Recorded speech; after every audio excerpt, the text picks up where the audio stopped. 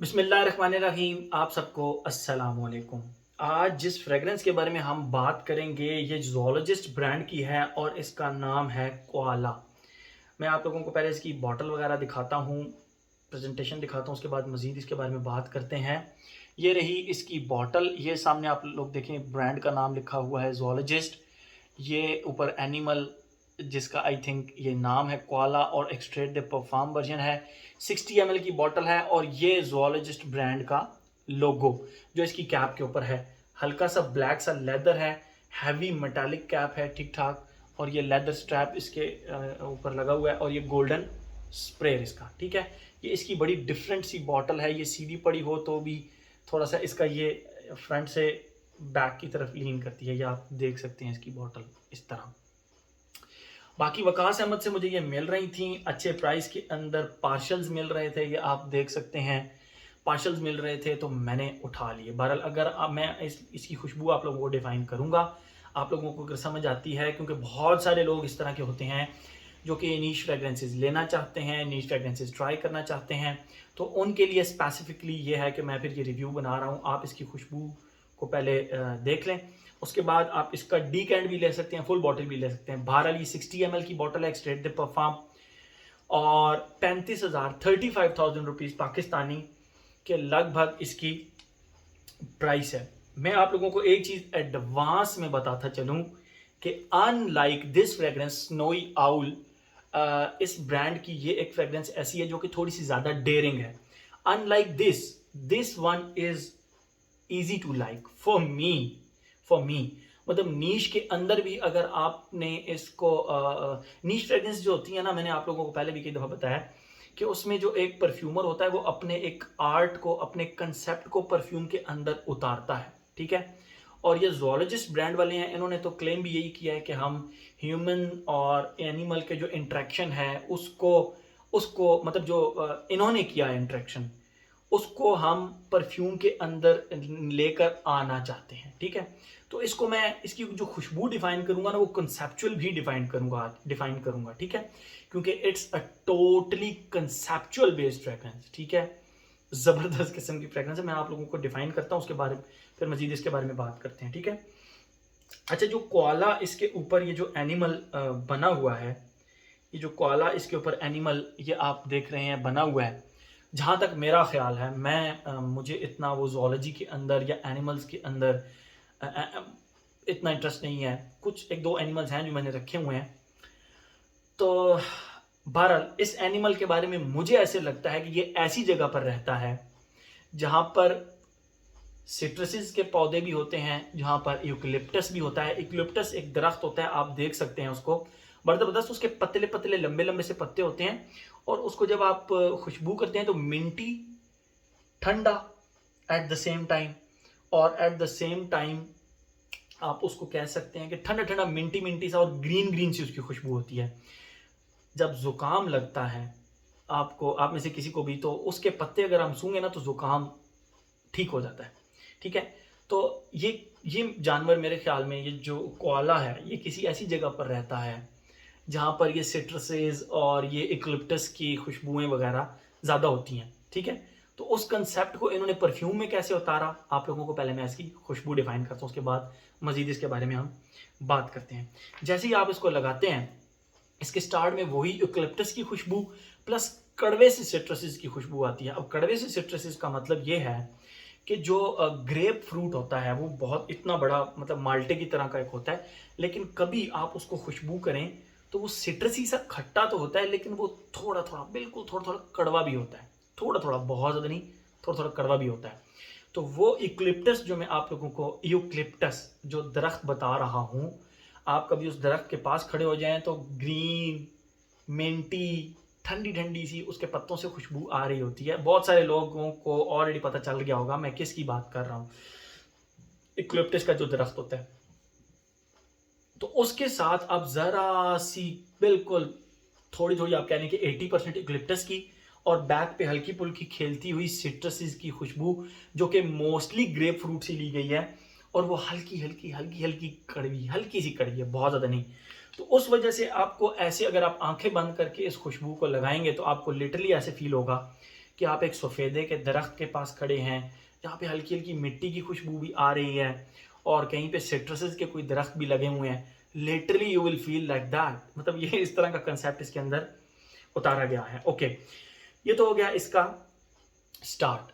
थोड़ी देर बाद इसमें आपको हल्की हल्की हल्की हल्की बर्निंग रबर की भी एक खुशबू आएगी। बेसिकली बर्निंग रबर कह रहा हूँ कि बेसिकली तो वो खुशबू जो है ना वो मर्ग की है। जो इसके अंदर एक कंसेप्ट ऐड किया गया है वो इस तरह है कि उस जंगल के अंदर रबर प्लांट भी है। रबर प्लांट, जो रबर प्लांट होता है ना, उसको आप कभी हल्का सा कट लगाएं तो उसके अंदर मिल्क सा निकलता है, मिल्क सा निकलता है।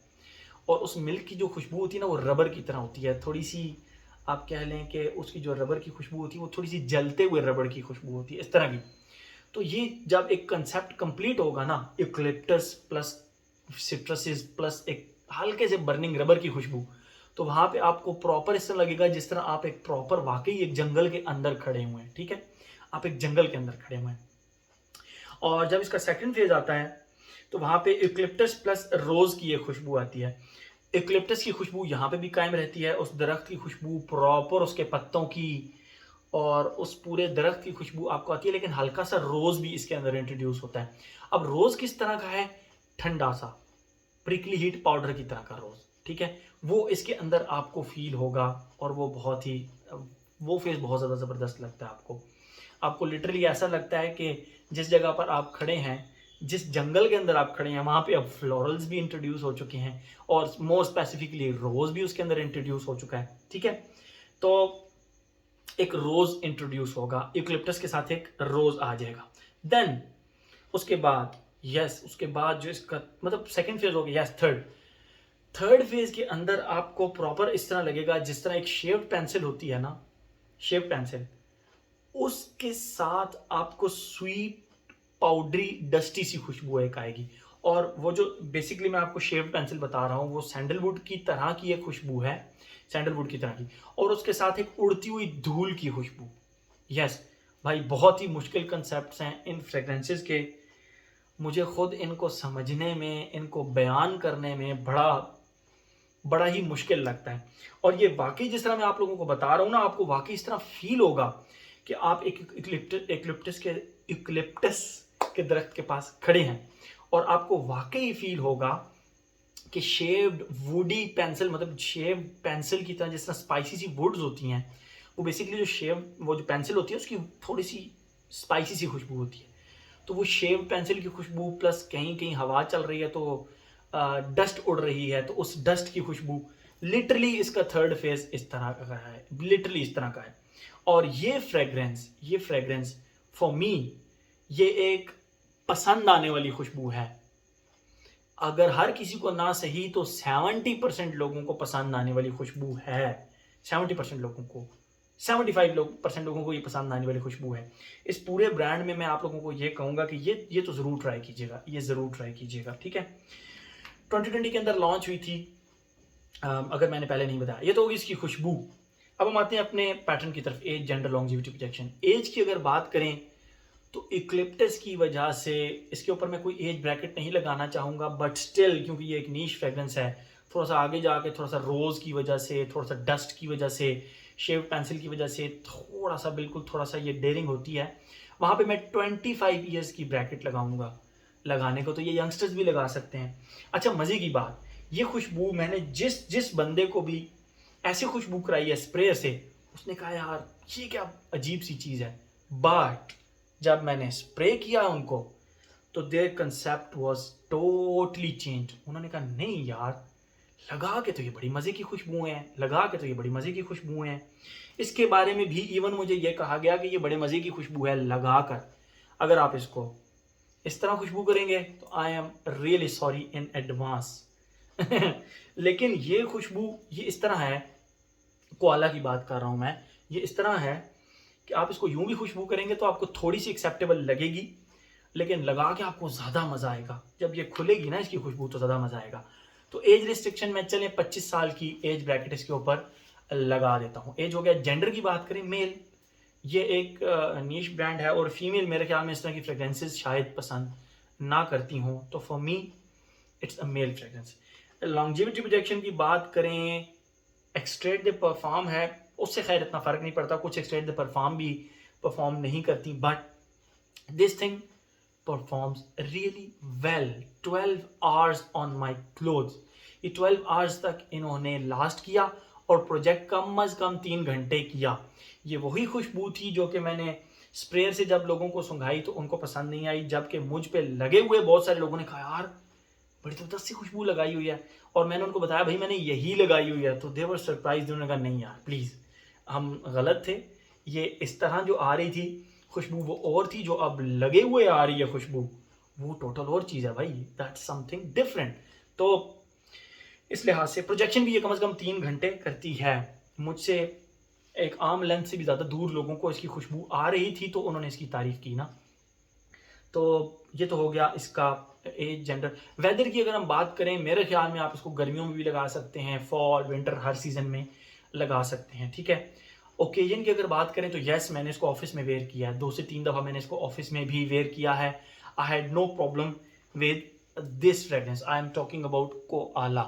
कोआला मुझे इससे कोई प्रॉब्लम नहीं हुआ। तो मेरे ख्याल में हर एस्पेक्ट इसका हमने कवर कर लिया। तो ये था जी हमारा ज़ूलॉजिस्ट ब्रांड का koala. Thank you so much.